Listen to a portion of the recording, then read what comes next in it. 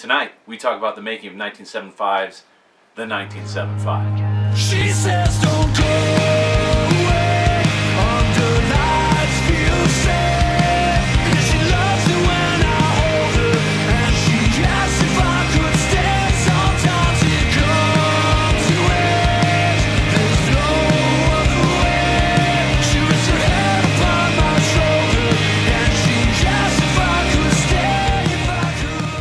Once again, welcome to the show. This is Vinyl Side Chat. I'm your host, Anthony Pogoric. Once again, in case it's your first time tuning in, I'm the frontman of the indie alt-pop band known as Park&Main. I've been playing in bands for years now. I'm a recording engineer of Hey Charlie Studios, and I love to listen to music, especially on vinyl. It's my favorite format. So with that being said, I love to come on these shows to kind of talk about several things. One of them talking about some of my favorite albums that I have in my collection and that are out there today. So without further ado, today, like I said, we're going to talk about the 1975's debut album. So if you like the album that I chose today and you like what I've been doing, hit that thumbs up, hit that heart, hit that wow symbol, whatever the case might be, and let me know if you like what's going on with the show so far. But on to our history lesson of the day. The 1975 put out their debut album back in September of 2013 through an independent label called Dirty Hit. Many people think that they were like this sensation that all the major labels wanted to basically get their hands on, and that was not the case. They were rejected by label after label, major after major, and finally they found Dirty Hit Records to take them underneath their wing. And so they released this, like I said, in 2013. Now this album, if I get it for you right here, it's everything that you love about vinyl. Look at this, man. It's gorgeous. It's this clear vinyl. The album artwork and everything is absolutely amazing. It's got great images and everything. Let me get it for a sec. It's just a beautiful pressing. It's got this huge fold out.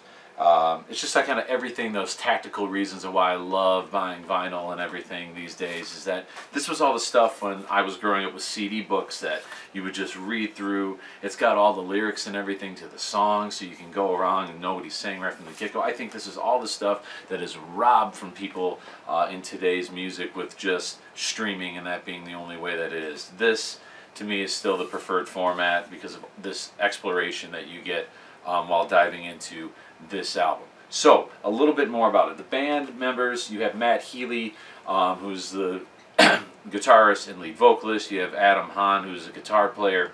You have George Daniels, who is kind of like the unsung hero of the band. George is he's one of the main songwriters. He's the drummer, also programmer of the band. And then you have Ross McDonald, who is the bass guitar player. So that foursome also tags teams every once in a while. Well, now on tour they kind of have them all the time. John Waugh is their saxophone player, which really helps take their songs to the next level. So with that being said, if we talk about more about the album itself, okay, and what makes it different. It was recorded with the Arctic Monkeys collaborator Mike Crossey, and he's been famous for taking a lot of obscure bands, a lot of bands that are on the rise, and kind of breaking them through. And he did his job once again with the 1975 with this album. They recorded at the Motor Museum Studios in Liverpool, and then he mixed it at his own personal studio, the Livingston Studios, and he mixed that on an SSL console, which you can totally hear because of how just clean and pristine this album actually is. SSL consoles are great for that clean tone, if for those of you that are in the engineer and producing world, and that's why a lot of people like working on those desks. So yeah, recorded on his personal SSL desk in Livingston Studios. And the album was recorded in the autumn of 2012 and into the spring of 2013. Now, what was unique about this, this album came about through the creation of 4 different EPs. And those EPs that were out there was one called Face Down, one called Sex, one called Music for Cars, and one called 4.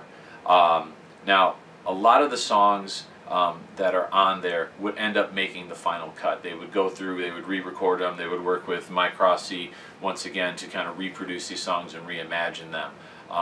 But all of these first 4 EPs were actually all recorded by the band. They produced, recorded them all. But for me, those EPs are amazing, and they later put out a deluxe edition of this album here. Now, not on vinyl, unfortunately. It's only on CD, or you can stream it. But if you listen to the deluxe version, it takes all of those 4 EPs and combines them all into one big album. And for me, some of my absolute favorite 1975 songs are on those EPs. So if I would suggest checking out the songs checking out the song Falling For You, and The Haunting, but probably still in my top 3 1975 songs, is a song that's called Me. Now, when they released this, they started building up momentum. They were touring with big bands then at the time and making a couple of festival appearances, and it got a lot of positive reviews, this album, and it was in the UK album charts. It hit number 8, and in the UK it sold just over 400,000 copies. In the US, it sold about 400,000 copies as of March 2016. So I haven't seen what it's done since then, but that's amazing, that many albums in this day and age. You're talking basically almost going platinum in this day and age, selling records, and that is a rarity, folks. Absolute rarity. If you're talking about streams, or you're talking about downloads of a single, yeah, people have been selling 1 million songs, but not 1 million albums, or even coming close to that. So that's what's so amazing to me about this album. Now, the band is mostly labeled rock. This album is kind of labeled as like electro pop or emo or funk rock. The frontman, Matt Healy, would like to say that it's experimental, goes from glitchy R&B to big 80s power pop to mid-90s soul, is what he says this album is all about. And they took a different approach when they wrote this album. Instead of writing a lot of albums, you know, you get like 1 or 2 songs you consider the singles, and then you try as an artist to kind of fill it in with anything else you want to. You kind of play that singles game. But they really wanted to, with this album, they went to the mentality that every song could be a single. And that's the kind of what they held their standard to, which is really tough for a lot of bands to even write 1 or 2 great singles for an album. And their mentality was to write a whole album's worth of singles. And it took them 5 years of writing and rewriting to get these songs to a presentable state of what you guys end up with hearing on their debut album.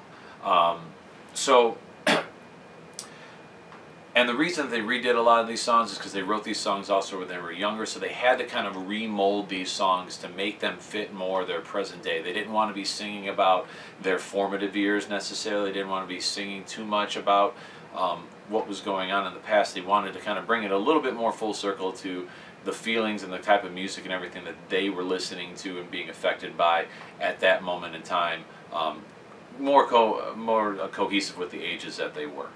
Alright, so that's a lot behind what this album's all about. I suggest you check it out. They've done so much more since then. They've been all over the map, and they've been this kind of chameleon of a band ever since. But this is where it all started. For me, this is still one of my favorite, probably my favorite album by them, to say the least. So if you're just getting into 1975, you haven't heard them, please start here. If you started somewhere else, get back to this. I highly recommend it. So once again, leave in the comments, whether you're watching live right now or you're watching on the replay, feel free to leave in the comments. I do go back and check the videos often throughout the week. So if there's an album you want me to talk about or recommend to me, if that's an album I need to come pick up, or if you want to come out here on the show and talk about one of your favorite albums and have me kind of help you research it and present it to people, I would love to do that as well. So once again, leave those in the comments right now, or like if you're watching the replay, please leave it in the comments before you guys leave today. Now, next, as promised, I want to talk to you more about what Park&Main is doing. Once again, we're putting out a new single. The video is dropping on October 30th. The song's going to be streaming on November 1st. And I promised you last week that I'd talk to you guys more about what the song was about. Yesterday, we revealed the actual single artwork to you guys all.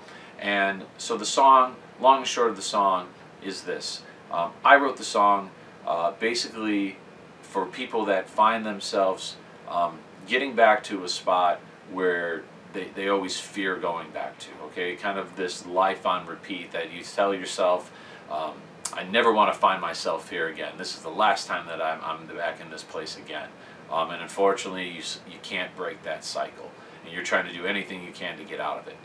For me personally, I used to get really overwhelmed, really anxious about things, and if I couldn't handle certain situations that were going on in my life, I was feeling really stressed out, I would get in that car and I would just drive. And it didn't matter where I would go, I would just drive. Sometimes I would drive for like 2 hours just in a direction, and I would just go. Only then to turn around and have to come back. You know, so can you imagine like taking like a 4-hour drive in the middle of the night for no reason? And driving wasn't necessarily like a bad thing, but it was my like coping mechanism. But I also knew that every time I got in that car to do that, it was because something was going wrong in my life, something that I couldn't deal with, something I couldn't express right, or something I couldn't handle at the moment. So for me, every time I found myself driving in a car, it was something that I hated. And so it's something I, you know, till to this day, I don't want to repeat that. I don't want to find myself, you know, getting in that car, because to me it signifies, you know, something is not right once again with my life. So that's the premise behind I Hate to Drive. If you feel that way, I hope that you find a way of coping with problems that you have in your life. If you find that yourself, you know, your life's stuck on repeat, you know, reach out to me here in these comments and let me know, you know, if you know what's going on, if there's anything I can do to help, or if you're a person that has broken the cycle and it can offer some advice to people that get stuck in a rut or find themselves in places and they have those temptations to fall back into those tendencies, but you found a mechanism of breaking out to share with people watching this. I'd love you to share that as well if you are brave enough. So that is an update for Park&Main, which now brings us to one of my favorite parts of the show as well: local shows, local music. So here we go. Last week, and this is what happened. Make sure that in this section, if you're a local band or an artist that has a show or they have new music coming out, please leave it in the comments right now. Or like I said, if you're watching on replay, please leave it in the comments so I can get them through the week. The band Of Wolves, actually, I talked about a show that they played last weekend, and then they went and they sent in a comment talking about a show that they are playing again this weekend locally here in Northwest Indiana, and I made sure once again to put it on there. So there's a local show on Friday, October 25th. Hey, we're getting close to Halloween, and I never know, this is always weird, right? Do you dress up this weekend or do you dress up next weekend? I think this is kind of the weekend everyone gets dressed up for before Halloween hits. But Friday, October 25th, at The Room in Highland, there's going to be a show called The Metal Massacre. The show starts at 8, doors open at 7. The show's going to open up with Praise the Fallen, followed by Chasing Allura. Then your local favorites, The Balance Factor is going to be playing, and then Of Wolves will be ending out the evening. So once again, that is this Friday, October 25th at The Room in Highland. And then if you are looking, once again, it's staying in the area. The other show I want to promote is on Saturday night. You got a couple of local bands playing, once again, 2 local bands and another band coming in from Chicago in the suburbs. There's going to be a 3 Floyds tap takeover that's going to be at Beer Geeks in Highland. So once again, come back to Highland for the second night in a row. But Beer Geeks in Highland on 45th Street. It's an 8 o'clock show. There's no cover. There's going to be a costume contest. There's going to be 3 Floyd prizes that are going to be going on. And the bands playing that night, you're going to have the Linden Method that's going to be playing with the Gruhl Brothers and Lost Years. So once again, Saturday night, October 26th, Beer Geeks, no cover, plenty of prizes, and a 3 Floyds tap takeover.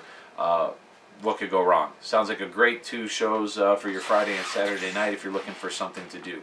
So once again, if you are a band, drop me a message about upcoming music or shows that you have. It would be my pleasure to get the word out.